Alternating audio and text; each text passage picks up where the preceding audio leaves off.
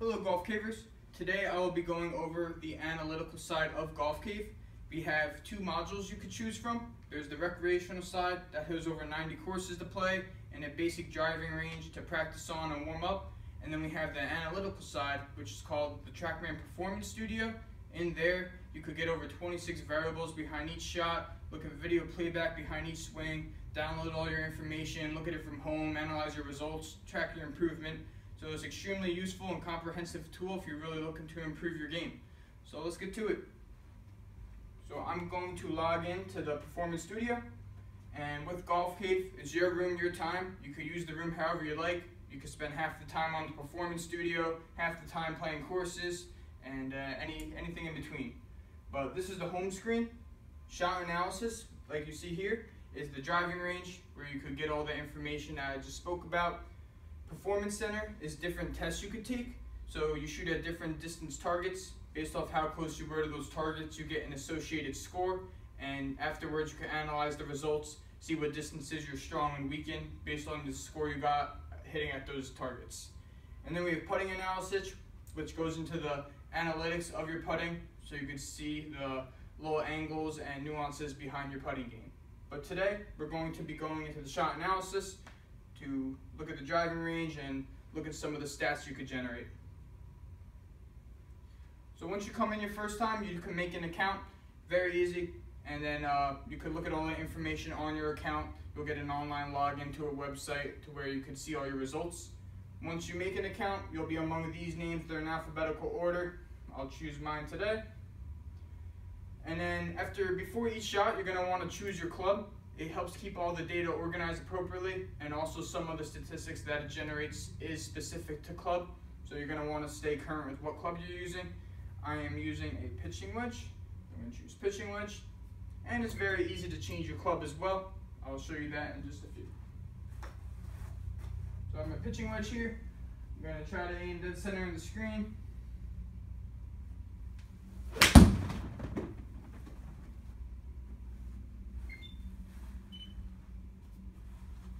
Take one more here, just so we have a few stats we can analyze.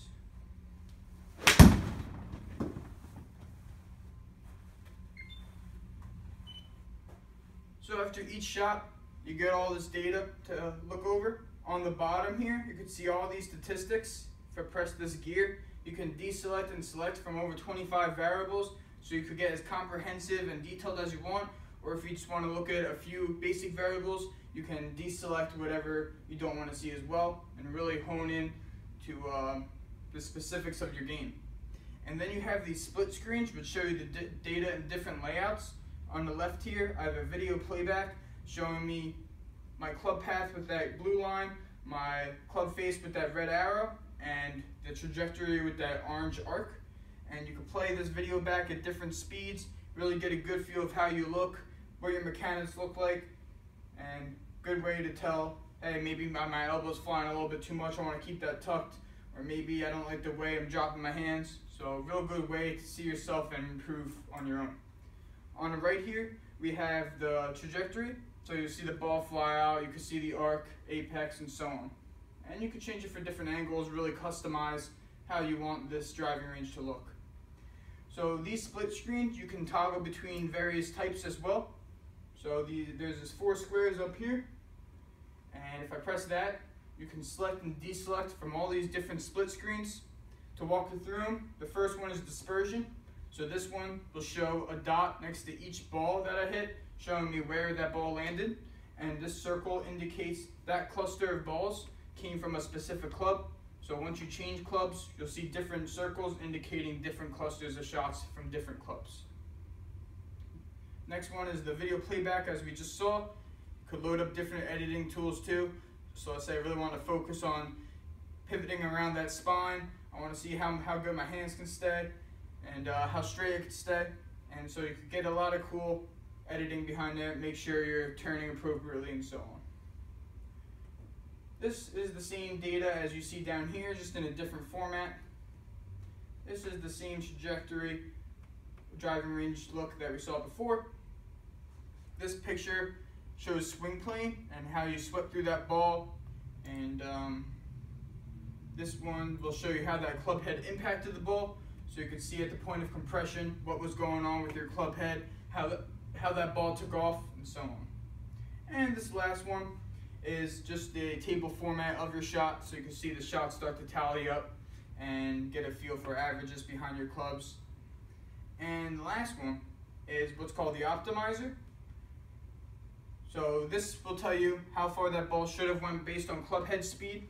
So that 122 that you see versus optimal, that's how far that ball should have went based on club head speed.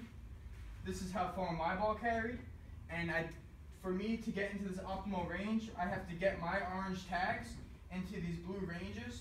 So this is a very powerful tool to not only see your potential, but to also see what you can do to alter your swing, manipulate these variables, and get these tags into the blue.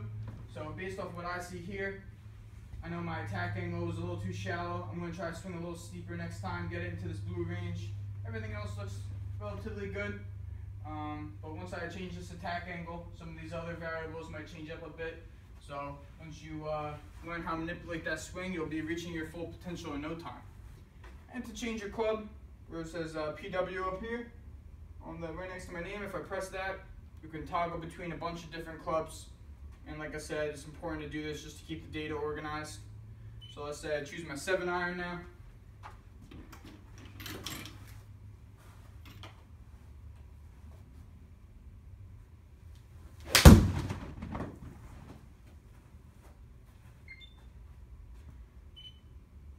And now that optimizer will give me potential stats based off of that 7-iron. So once you're done with your session, you could get an overview of what shots you took with what clubs, how many times, and then to load this up to your online account, I'm going to press this upload button. It'll generate a full report showing me all the stats behind each club. So let me generate that one more time. So with this report, let's say you took 60 shots with 5 different clubs.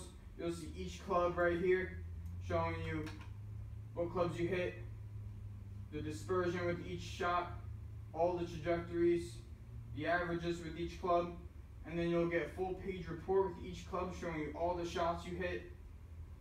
And this is incredible to track improvement. We have a ton of testimonials of guys coming in here really learning how to hone in their game, what clubs to use for what distances, and just all around better your game. So people will spend tons of money to add 5 yards.